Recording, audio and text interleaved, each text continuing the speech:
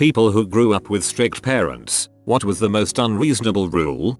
My dad once heard my sister say fart and got really angry because it was not ladylike, so he prohibited us using it. Instead we were to say noise that came from behind, which made it even funnier to me. Lumfeo. Noise that came from behind sounds like the literal English translation of another language's word for fart. I'm dying. That's hilarious.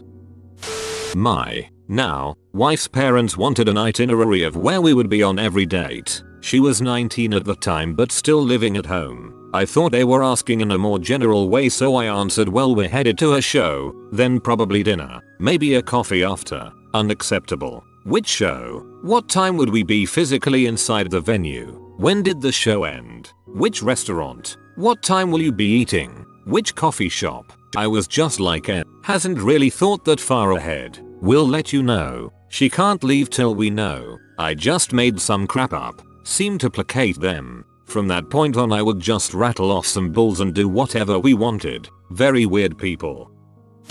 My first throwaway. I was an unwanted child that my parents decided to keep out of pity, as I was always told growing up. I wasn't allowed out of the house for anything other than school or family events. I couldn't see friends ever, wasn't allowed a phone until 16, which was only for emergencies and checking in when I got to school and when I left. I would get beat occasionally, the worst was for a bit of poop not flushing. Everything had to be spotless. My bed had to be made by 7 AM. If I did something that didn't like, I would never hear the end of how terrible I was. Finally, when I was 17, I snapped when my mother hit me in the face with a rolling pin. I pushed her against the bench and punched her in the face a few times. My father came in hearing all the noise and charged at me. We wrestled and tried hitting each other a bit until I got on top of him and grabbed a plate of the bench and smashed it on his head. I got up and ran out of the house and went to a friend's house. That was the last I ever saw of them. Got on a bus and never went back. They got my new cell phone number 7 months after I left. The moment she said it was her, I told her I hope she and my father both die and to never contact me again, and hung up. It's been 2 years since that call and I've had people tell me they asked for my number, address and stuff, but the only people they know who know that stuff are people that know to some degree why I hate them. My grandma had a no leaving the table until you eat your food rule. Pretty reasonable, except she would prepare your plate, often with more food than you wanted. One time she made me a chicken salad sandwich, but the chicken salad had turned. She wouldn't let me leave. She just sat across from me to make sure I didn't get up until I ate it. This went on for hours, until my mom got off work and picked me up. It wasn't even that strict a household. I think she liked control, and this was one of the few areas where she could exercise it. Listening to non-Christian music was punishable by being grounded for weeks.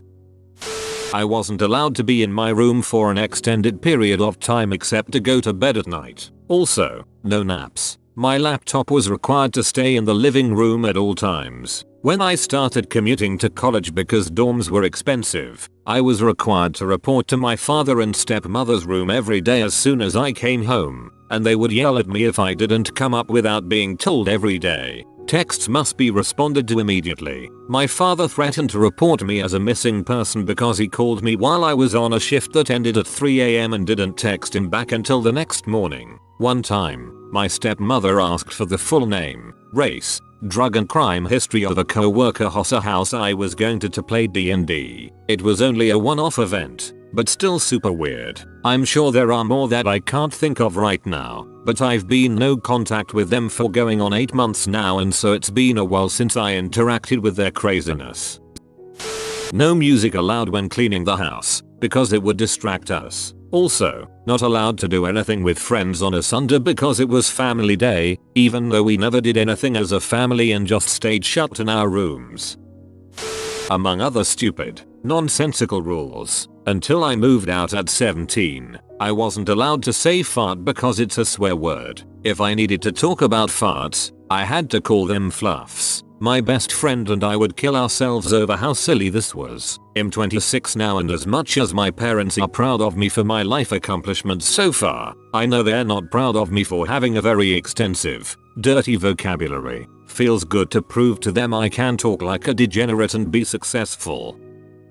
We had to wear a jacket if the weather was under a certain temperature. Even a single degree wouldn't sway my dad. He kept a thermometer outside so he could check every morning. On the other hand, our health insurance sucked. So there's that. Once I grabbed a jacket out of the hall closet, sending everything else flying off the hangers and into a pile on the floor. I was halfway through my mile-long walk to school when he pulled up in his car, his face red, refusing to talk to me. I thought something terrible had happened to my brother. When we got back to the apartment, he pointed at the hall closet. After I cleaned up, he refused to give me a late note, school had already started, or a ride. Once I saw him on campus at my high school, looking for me over the tops of kids' heads. I turned around and made a beeline for the bathroom. I have no idea what terrible transgression I committed that day. Left a jar of jelly open, perhaps?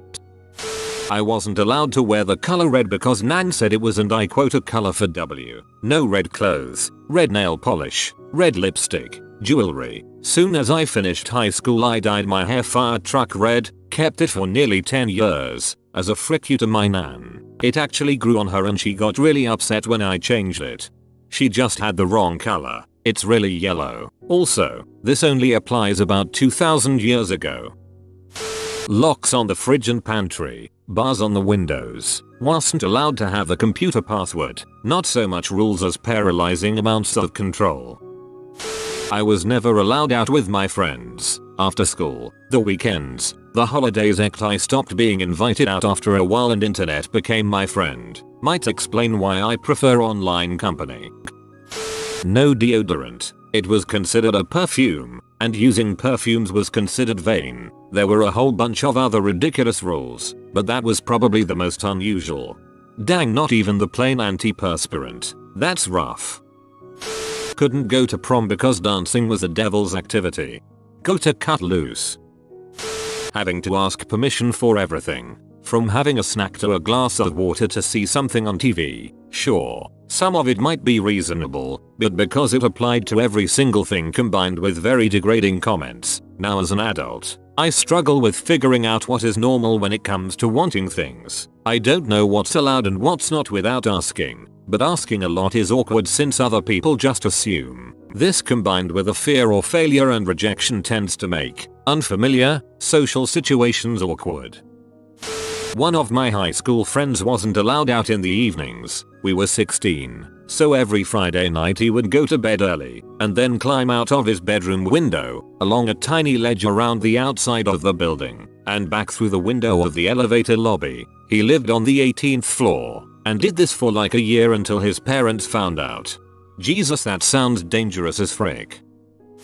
It doesn't sound like much, but being punished for every mistake. Want to know what doing that gets you? It gets you a kid who is a very good liar. A kid that is so afraid to try anything new he stays in his comfort zone since failure is punished instead of learned from. And it gets you a kid who takes years to overcome the mental stigma of failure after they're out from under your household. I wasn't allowed to have a doorknob on my bedroom door. I wasn't allowed to speak to my stepdad, ever, for any reason. And of course the infamous, because I said so. Be home before sunset. The sun sets really early in my country, and if it was an overcast day I could not tell. Every minute I was late was a day I was grounded. I mentioned this in another post some time ago, but I wasn't allowed to have guys call for me or come to the house, ever. Even when I was a child and dating, sex was the furthest thing from anyone's minds. She thought it would make me turn out to be some little S. Unfortunately for her, shielding me from all those boys just made me slutty later on. Tons of them, but the worst was about a year period when we had to address our parents as mother dear and father dear and our siblings as brother dear and sister dear. My father was a sick butthole who just came up with that one day and strictly enforced it until he went on his next deployment. Luckily he forgot about it by the next time we saw him. There were a lot of TV shows I wasn't allowed to watch, mainly things like Pokemon because it obviously promotes evolution. The big one though is I wasn't allowed to get my driver's license. I had to learn how to operate a car and drive in case of emergencies but was not allowed to get my license. There were extreme amounts of bitching and whining when I needed to be picked up late due to my after school activities or be dropped off at a Saturday competition. Then I was the ungrateful one if I complained about them yelling at me for having to go to an event for a school activity they signed me up for that I didn't want to do in the first place. Funny thing is that Pokemon doesn't even get evolution right. Pokemon evolution is really metamorphosis or simply aging. 16-year-old me. Can I go to the coffee shop with some friends? I'm done with all homework and I promise to be back by bedtime. Dad, number. You already went out once this week. That was actually the last straw, because he made that rule up on the spot and doubtlessly had every intention of enforcing it. I snuck out my window and left home. He found me a couple days later and it turned out, after talking to his cop buddies, that he couldn't have them arrest me unless I was found breaking laws. I agreed to talk to him and my stepmother, whereupon they told me I could either live by their rules or not live there again. No brain for me. Packed a couple bags of favorite clothes and got the F out. Stepmother tried to boot myself, 14 female, and my bro, 12 male, out because she didn't want us living with her. Dad realized if that happened, he would end up dealing with child services etc. So he compromised. As the female, I was allowed to still be living in the house but had to remain in my bedroom unless asked to come out for dinner. I had to ask to use the bathroom. My door had to be open at all times and no phone allowed. I was never allowed to be given cash, so all of my stuff, school bus tickets, sanitary products etc. were bought for me. I often went without lunch as she wouldn't make it for us, only her son, and we weren't allowed in the kitchen. A teacher at school worked this out pretty quick and started bringing me food each day. My bro was not allowed in the house. He lived in a van, I mean a little work van, around the side and had allocated shower and bathroom times. He had to eat outside. He thought it was cool. One day when I was 15, the police came to my school and said I couldn't go home as my bro had done something to set her off and she had chased him up the street with a broom, then come back in and trashed my room and the van with an axe. That's not strict, that's abusive. Not allowed to close the door of my room from my 15 to my 18. I remember when I was a teenager, I went to a friend's house once to play some video games and felt strange the whole time but couldn't put my finger on why. Only when I was about to leave did I realize his bedroom had no door. It had been taken completely off the hinges. I knew his parents were hyper religious but that was nuts to me. Super safe, great neighborhood. I was a goody two shoes rule follower. I wasn't allowed to get dropped off at the mall with my friends without an adult when I was 13, among other things. Eventually the other girls stopped calling and inviting me places. Then my mom thought there was something wrong with me because I didn't have any friends. She'd get really mad at me and try to force me to invite kids over to our house to do dumb crap like play dolls. No thanks. When I was 22 I finally made a friend and was going to crash at her house in the city after seeing a late play. She made my friend come in and meet her and asked her questions about where we were going and who would be there, who was driving, what their driving record was like. Humiliating. I moved out 2 months later without telling anyone, to a ghetto apartment that I couldn't afford on my PT retail paycheck. Went to metal bars every night until 2 AM and kept unsavory male company at my place. Mom's parenting backfired a little bit. Reminds me of the time my friend, who had just gotten her license, was going to pick me up and we were going to go to the mall. My mom was P. She made my friend do a 20-minute road test with her in the car before I was allowed to ride with her. Couldn't believe she was still friends with me after that.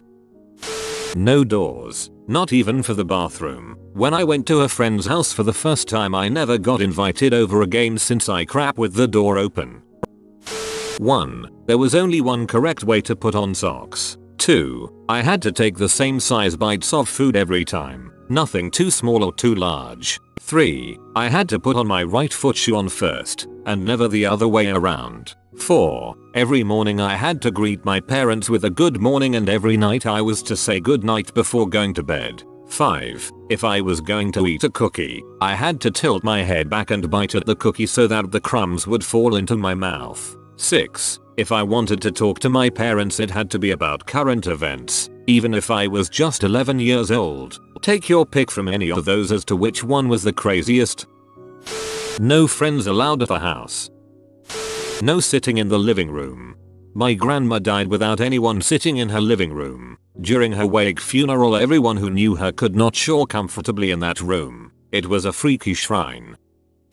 So this was something I only really came to understand after I'd left home and gotten some perspective on my childhood. But basically, my sister and I were not permitted to ever be angry. It wasn't that we weren't allowed to shout or raise our voices. That was a given. It wasn't that we weren't allowed to talk back or argue. That was also a given. It wasn't even about not getting violent or something. There was no question of that. It was that we were never supposed to display any signs of being angry. Being angry isn't nice, and we were supposed to be nice little girls who only said, did, and thought nice things. So it didn't matter how horribly I was being bullied or how staggeringly unfair something was or how cheated I felt about another unreasonable change of mind on my parents' part. I was never allowed to get angry, and if I was angry I was not allowed to let that show in any way. There would be enforced smiling. Being made to say thank you daddy for making sure I don't waste money on the thing you promised I'd be allowed to buy, or whatever was necessary to make sure that all of the emotional autonomy and willfulness was absolutely stamped out of me. It wasn't that we were taught to manage our anger and deal with issues in a more reasonable way. We were just expected to repress it all and never mention it. For anyone out there who might be wondering what the longer term life consequences of that might be, rest assured that it involves a lot of very messy relationship problems and a lot of fairly harrowing therapy. Trying to learn how to experience and express anger for the first time in your late 20s is stupidly uncomfortable. My parents are literally this. They be and complain, yet I'm not allowed to when I'm near them, even when it's not directed at them, because me being angry means I'm acting stupid. You have been visited by the lemon shibby like in 3 seconds, or you will never have vitamin C again. If you are new to the channel, you can subscribe. I publish new videos every day. Until then, check another video, or don't. Either way, have a great day you magnificent people.